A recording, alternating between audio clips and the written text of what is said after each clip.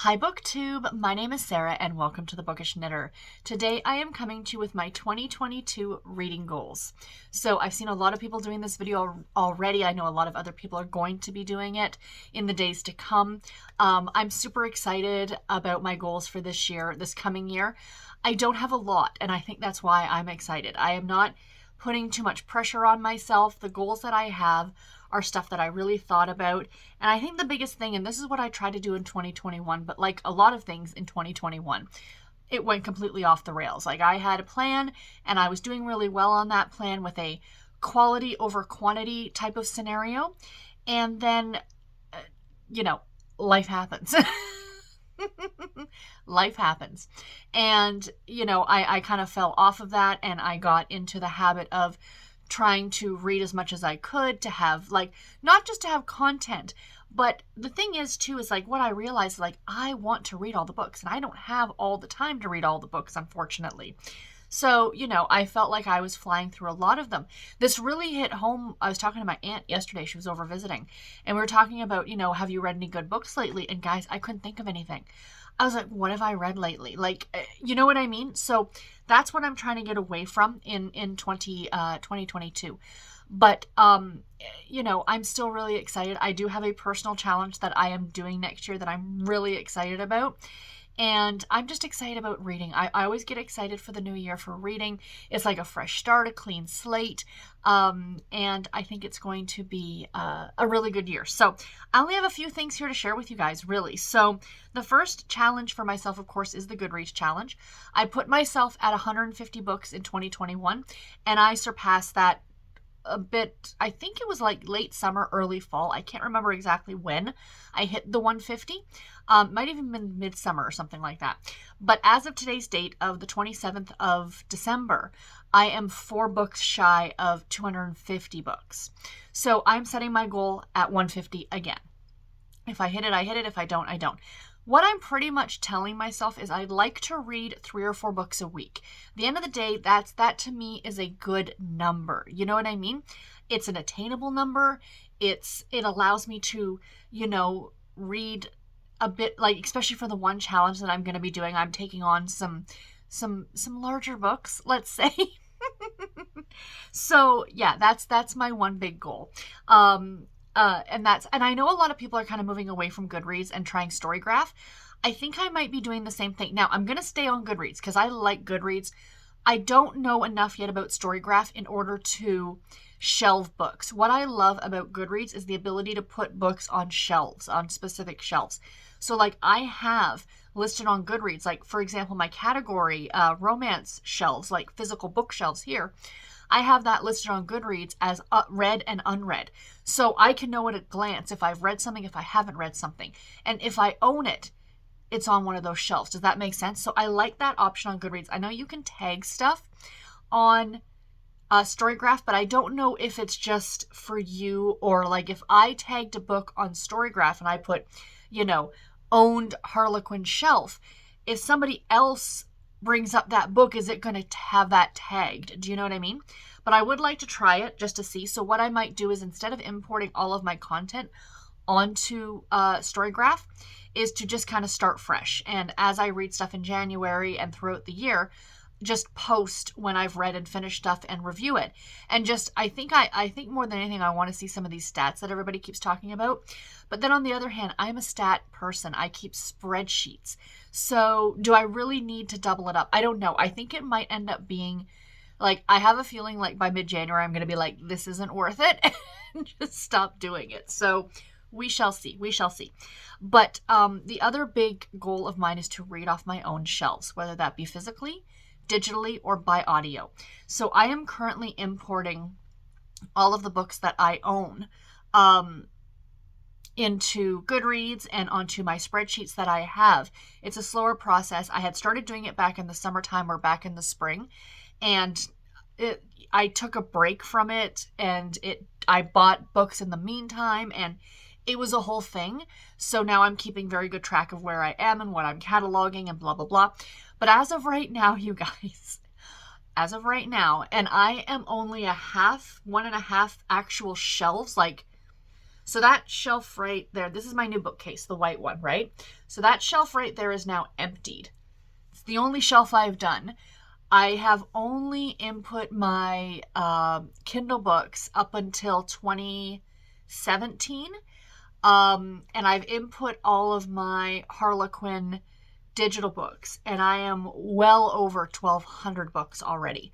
So my goal is to read off my own shelves in 2022. I want to read as much as I can off of my own shelves. Now, I'm not saying that I am strictly sticking to that, and I am also not saying this is a book buying ban. I am not going on a book buy. That is ridiculous. That is ludicrous. I like to buy books. They make me happy. That's it, pretty much. But I do want to focus more on the books I actually have in my possession, again, either physically or digitally or on audio, because I have a lot of books on Audible. I have a ton of books on Chirp. Chirp is a great service for anyone who is an audiobook reader. They often do sales. I have bought so many books from them for like 99 cents or $1.99 or $2.99 for an audiobook. Like, come on. Well, a lot cheaper than a credit. Now, you can't find everything. It's kind of like, oh, this book is on sale. Okay, I think I'd like to buy it, kind of a scenario. But I do like Chirp a lot. I think I have like close to 30 titles on my Chirp app. So that's fantastic. But that's what I mean. Like, I really want to read off of my shelves as much as possible. Now, the couple of caveats to that are going to be library. I'm really enjoying going to the library. So every month I'm going to allow myself 4 library books. So I can go to the library, I can check out 4 books and, read them that way. And that is great. That's no problem. That's kind of my way of mood reading in a way. Like, oh, this is something like not that I'm not mood reading when I'm reading off my shelves, because what I'm going to be doing is literally taking my want to read shelf on Goodreads and randomizing it. And whatever books show up are the books that I'm going to be reading for that month. So I'll talk more about that when I get into my January TBR, because my TBR has changed around a little bit as well. So the way I'm doing my TBR has changed around a bit. Like, I'm taking a lot of the pressure of trying to hit specific goals and categories on my my TBR every month. So not only read my shelves, but I really want to give focus to those category Harlequin silhouette shelves. I call them category shelves now because they're not just Harlequin and silhouette anymore. I do have some other category titles that are popping up in there. Kismet, these are all old series that are no longer around. Kismet, Candlelight Ecstasy, which I just love the name of.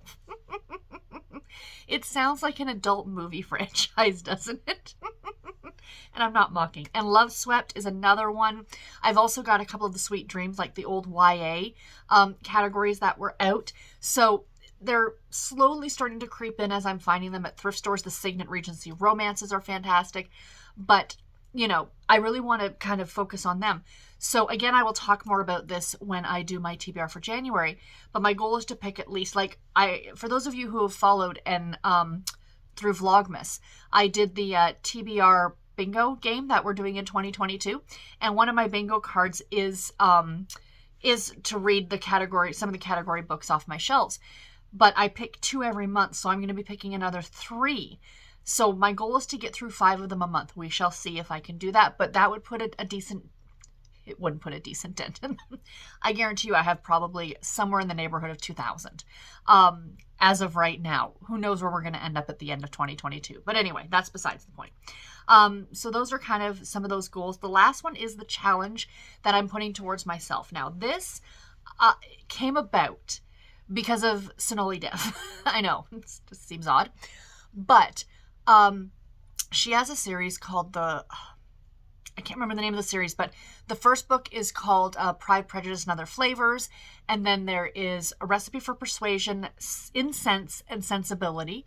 And the Emma Project comes out in May of I think that's what it's called. It comes out in May of 2022. So I really want to read those books because I am a huge, huge fan of Sonali Dev. And my friend Rainey has actually read the first book, I think. I don't know if she's read the second book yet. But she's a classics reader. And she said to me, you really should read the Jane Austen work before you read this because you will get so much more out of it. And I know that classics are not my jam. I always used to say I'm not a classics reader, but over the last few years I've read some of them and really enjoyed them. I read Jane Eyre, was it last year? I loved it. I thought it was fantastic. I read The Woman in White by Wilkie Collins. I thought that was brilliant as well. So why am I putting this self-imposed, oh, you're not going to like it? Let's just try it, guys. Let's just try it. So I'm doing a 2022 Classics Challenge to read 12 classic novels over the course of the year. So the way it's going to work for, like I said, this started with the Jane Austen. So the 4 Jane Austen books, I have 2 of them here. The 4 Jane Austen books that I'm going to be reading are, of course, Pride and Prejudice. Now, I have read, sorry for shaking the camera. I have read Pride and Prejudice before. It was a couple of years ago and it was on audio. And it was one of those scenarios where I don't know. I think when I read this one, to be honest, it was around the time my dad was sick. So it was kind of one of those, I had a lot of other things on my mind at the time. So I don't think that if you were to ask me right now what this book is about, I couldn't tell you. I have absolutely no idea. No clue. Is Mr. Darcy in this? I don't know. I don't know. I don't know. So I want to give it a reread, and I'm going to do it in this gorgeous edition that I have here. These beautiful end papers, you guys. So I want to actually take the time to sit and read these. I want to read them. Audio is fabulous. Don't get me wrong. I listen to Jane Eyre on audio. I listen to The Woman in White on audio. And, there's nothing saying that I can't grab an audio version of this and follow along with the book, right? But I really want to read this, physically read these. So that's going to be the first one. This is actually the one, this is the sneak peek for my January TBR. I decided to start here. So what I had done was I had put all of the book titles in this little mug. There they all are. And was going to pull them out at random. But then I had pulled a different book, and I'll show you guys that one in a minute. But I decided to actually start with this one because then in February I can read Pride, Prejudice, and Other Flavors. So that's kind of my goal with the Jane Austen ones, is to read the Jane Austen work, and then the following month read the Sonali Dev companion, if you will. So I'm very excited. I'm very, very much looking forward to this. So that's the first one. And then we've got Persuasion. I do actually have a copy of Persuasion in this edition, in these gorgeous word cloud editions, I think they're called, on its way to me. So I'm very excited about that. And then we have Sense and Sensibility. My friend Rainey got me this one for Christmas. So thank you so much, Rainey. I just love it. So yeah, I've got this one as well. The end papers on that one. And then the last one will be Emma. So I need to get a copy of Emma. Now, Emma, I've also read, I keep shaking the camera. I've also read Emma before, but again, I think it was the same scenario. Something was going on that I just literally, I don't know what Emma's, what I know about Emma is what I learned from Clueless, the movie Clueless with Alicia Silverstone. Because from what I've heard from people, it's a retelling, a modern day retelling of Emma. So I don't know. I think it's about some well-to-do girl who's like a matchmaker. I think that's all I remember from that book. So again, I want to read them physically so I can enjoy them. So the rest of the book, so I thought if I'm doing those 4, go big or go home, right? So I reached out to Rainey. I'm like, because she's my classics queen. If I'm looking to read a classic, I reach out to Rainey. So I asked her, I'm like, give me some titles. Tell me something that, I had a couple here, but I'm like, give me some titles. So the next one, this one I put myself on the list, is Gothic Tales by Elizabeth Gaskill. Now, I bought this last year, or I bought this in 2021. I'm already saying last year, wow. And I was going to read this for Victober, and I never got around to it, but I really want to read it. So maybe I'll save this one for Victober this year because it's a little spooky. And I know Victober happens in October, so this one might have to be saved for that. We shall see. Another one that I have on the list, I don't have copies of all of these, is Wuthering Heights by, who writes Wuthering Heights? Emily Bronte, one of the Bronte sisters. And this one is another one that everybody talks about, and I just feel like maybe I should read it. People tell me it's depressing. If I got through Jane Eyre, I'm sure I can get through Wuthering Heights. The next one, this is the one that Rainey suggested to me, is Wives and Daughters by Elizabeth Gaskill. I don't know why I'm pointing. I'm not going to be putting up pictures because there's so many different editions. I'm sure you guys are familiar with these books. And I will be buying physical copies of all of these as we go along. So I will share them with you guys then. So Wives and Daughters by Elizabeth Gaskill. So Rainey says it's one of her favorites, so I am excited. The next one, because I loved The Woman in White so much, I want to read The Moonstone by Wilkie Collins, which from my understanding is like being dubbed as the first detective novel. I'm very interested. I ordered a copy already from Book Depository, and I cannot wait for it to arrive. It's a gorgeous edition. I mean, if you're gonna buy these classics, get an edition you really, really like. You know what I mean? Yeah. So the next one, this one was originally going to be a different book, but I was looking for something else on my shelves and I found this and I'm like, I still haven't read this yet. And as a Canadian, how have I not read this yet? So I don't know. Would you guys consider this to be a classic? I think it's a classic. We were not forced.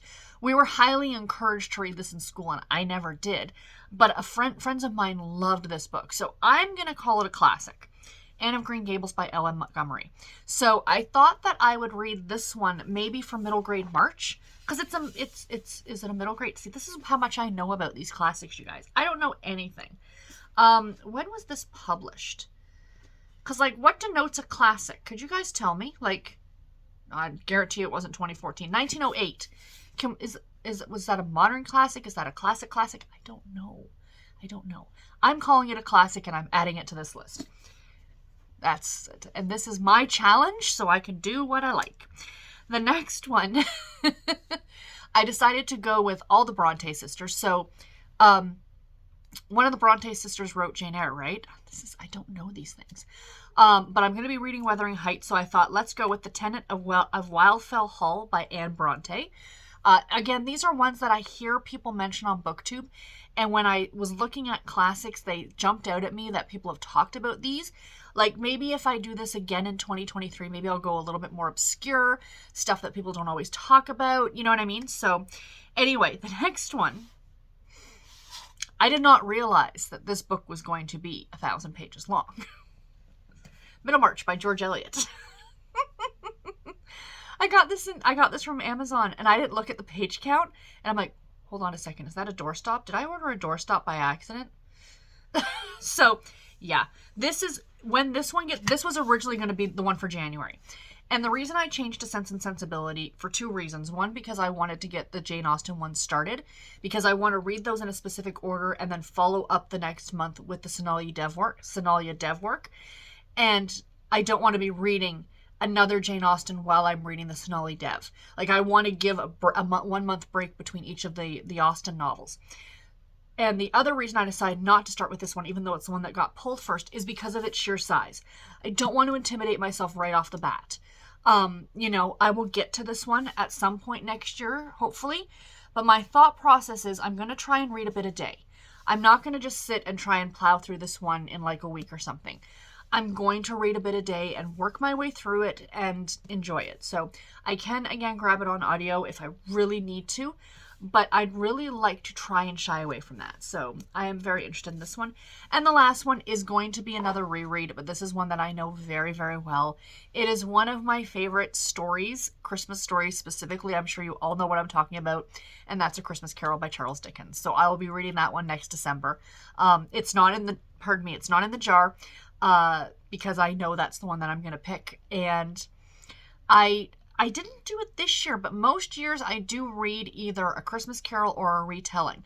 I think this is one of the first years that I didn't do that, so that's interesting. But anyway, so that's my classics challenge. So that's pretty much it, you guys. That's the big challenge for 2022, is going to be trying to work my way through some classics and, so then maybe when people start talking about these things on BookTube, or I see memes going around with Mr. Darcy, I can understand what it is that people are talking about.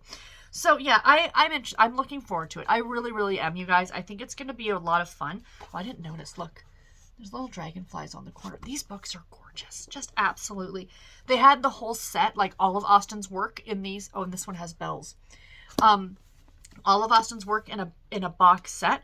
But I already had this one, and Rainey had got me Sense and Sensibility.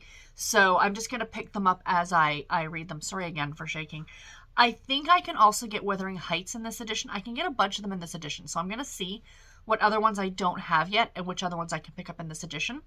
Or I think what I'm going to do, I don't mind the Penguin Classic editions. Like, this one I like mainly because I do really like the cover of this one. It's super creepy. Super creepy. But I think most of them are probably going to end up being in this edition because I do like these ones. These are also Penguin. I don't know, the Penguin English Library. So, yeah, I think that these are really pretty as well. So anyway, I'm rambling at this point. Let me know in the comments below, what are your goals for 2022? And I will see you guys again with another video tomorrow, because you guys are getting videos from me all this week. So I will talk to you then. Bye, guys.